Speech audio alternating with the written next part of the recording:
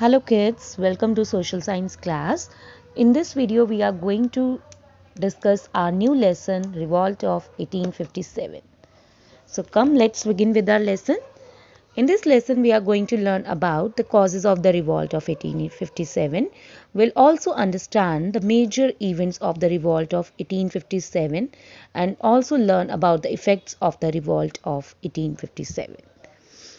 After the discovery of the New Sea route to India in 1498, the Portuguese began trading with India.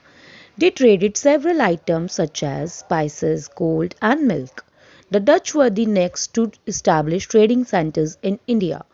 When the British began trading with India, the Dutch left the shores of India. The British traders formed the East India Company in 1600 CE. The East India Company, basically a trading company, established itself as a political power in India in the year 1772. The Mughal Emperor Jahangir gave the permission to the British to trade with India. The British soon established their first trading center at Surat. After the death of Aurangzeb in 1707, the Mughal Empire became very weak. The East India Company saw this as an opportunity to control most of the parts of India. The British first gained control over Bengal. They started conquering one Indian territory after another. Now there were some causes for the discontentment or dissatisfaction of Indians. What were them? Let's read about them. The British controlled trade with India. Indian farmers were forced to grow cotton and indigo. Indigo is a plant which is used to make blue dye. Farmers were forced to sell crops at very low rates. The British policies completely destroyed the Indian handloom industry. Weavers became unemployed as Indian cloth had to compete with cheaper machine made cloth which sold more as compared to the Indian hand woven cloth. Farmers became very poor and fell in debt. Now, here is one concrete fact. India has always been a peace loving nation. It has never invaded any country in the last so many years of its history. Now, we are going to discuss about the unjust policy of the Britishers, which is doctrine of lapse, according to which if an Indian ruler died without a natural successor, the ruler's kingdom would be a part of the British territory.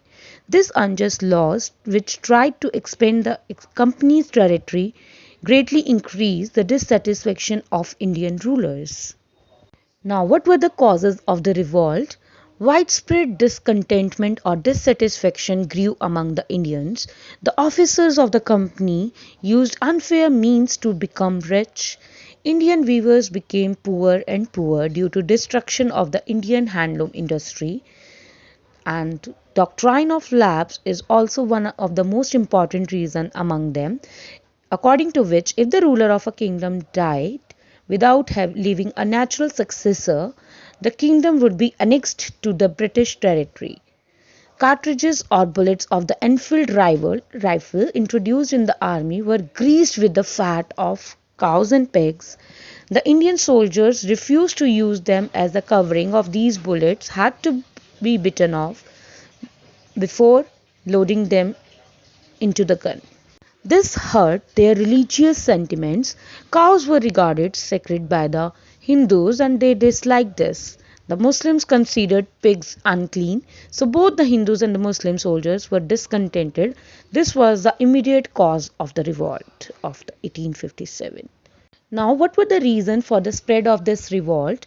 On 29th March 1857, Mangal Pandey, an Indian soldier, attacked a British officer at Barakpur, presently Kolkata.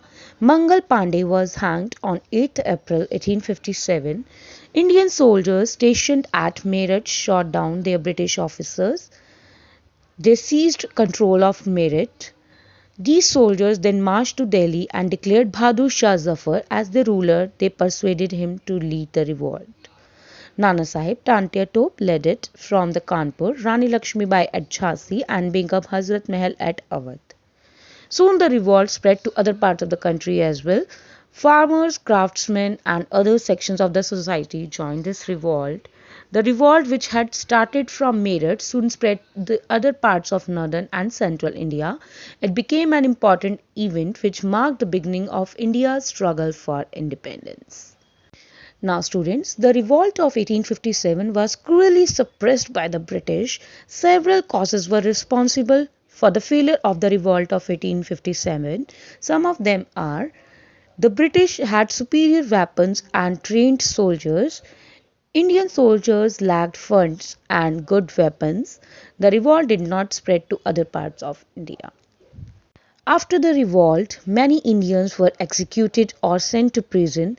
Bahadur Shah Zafar was exiled to Burma. Rule of the East India Company ended in 1858 and the government of England took over the charge of the Indian administration. The Governor General became to be called as the Viceroy, but the conditions of the Indian deteriorated. Though the revolt was a failure, but it ignited the flame of independence in the hearts of the Indians. They now knew that if they fought together, they would have enough strength to drive out the British from the Indian subcontinents. So, students, we can say that the revolt of 1857 was the first war of Indian independence itself. So, this completes our lesson. See you soon in the next video. Till then, stay safe. Take care. Bye bye.